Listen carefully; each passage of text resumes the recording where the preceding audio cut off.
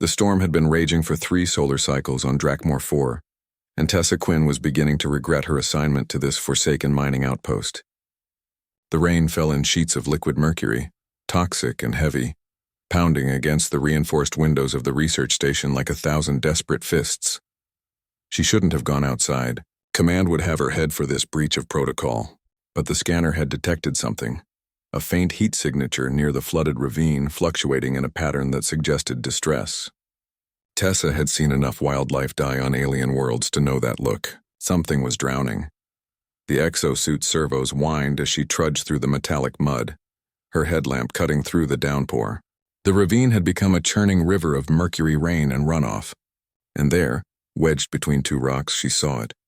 A creature no larger than a terrier, scaled and serpentine, with wings too small and waterlogged to lift its body, its eyes brilliant amber even in the storm's gloom, locked onto hers with an intelligence that stopped her cold. This wasn't just wildlife. This was sentient.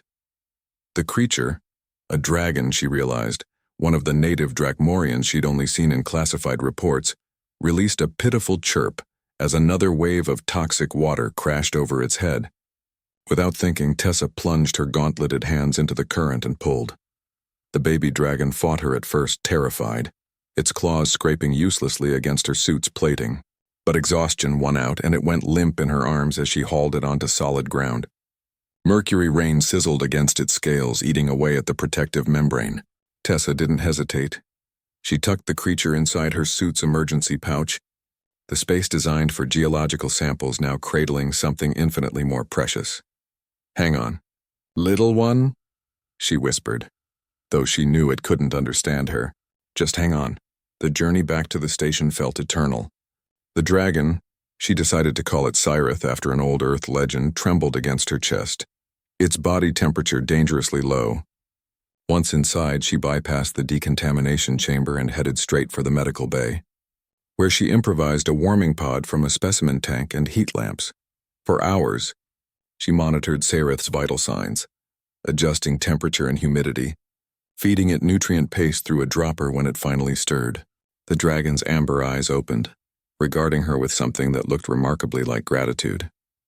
"You're safe now," Tessa murmured, allowing herself a small smile. She expected Command to reprimand her. She expected the xenobiology team to demand she surrender the creature for study. What she didn't expect was the alarm that shattered the station's quiet 3 days later. "Multiple contacts inbound," the AI announced, clinical and unconcerned. "Configuration matches indigenous Drakmorian pack structure. Estimated time to station perimeter 4 minutes. Tessa's blood ran cold. The Drakmorians were classified as hostile. Territorial apex predators with electromagnetic breath weapons that could melt through military-grade armor. A pack approaching meant only one thing: retaliation. She rushed to the observation deck, Cyrith, now strong enough to perch on her shoulder, chirping nervously. Through the reinforced glass, she saw them. Dozens of dragons, their scales shimmering in colors she'd never seen in the reports. Bronze, emerald, deep violet that seemed to drink the light. They moved with coordinated precision, circling the station but not attacking. The largest landed first, 20 meters from the main airlock. Its scales were the color of molten copper, and its eyes, those same amber eyes, fixed on the station with unmistakable intention. The dragon opened its massive jaws, and Tessa braced for the electromagnetic blast that would end her life. Instead, it sang. The sound resonated through the station's hull, a frequency that bypassed her ears and spoke directly to something deeper. Images flooded her mind. A nest high in the volcanic ridges, eggs glowing with inner warmth, and one egg rolling away, tumbling down into the valley during a territorial dispute with a rival pack. She saw the parents searching, desperate as the storms came. She saw their anguish when they couldn't reach the ravine where their child had fallen, and then she saw herself, Tessa Quinn, the human, pulling their baby from certain death. Tears streamed down her face as understanding crashed over her. This wasn't retaliation. This was gratitude. Cyrith launched from her shoulder, soaring through the airlock she frantically opened, and the baby dragon flew straight to the copper-scaled adult, its mother. The reunion was a symphony of chirps and rumbles that needed no translation. The pack leader, Cyrith's mother, turned back to Tessa, who stood trembling in the airlock. Slowly, deliberately, the dragon lowered its massive head, pressing its snout against the transparent barrier between them. The gesture was universal. Respect, acknowledgement, thanks. One by one, the other dragons followed suit, each touching the station in turn before taking flight. They spiraled upward into the clearing sky, a kaleidoscope of color against the alien sunset, Saerith riding high on its mother's back. As they disappeared over the volcanic ridges, Tessa noticed something at her feet, a scale, copper bright and warm to the touch, left deliberately at the airlock threshold.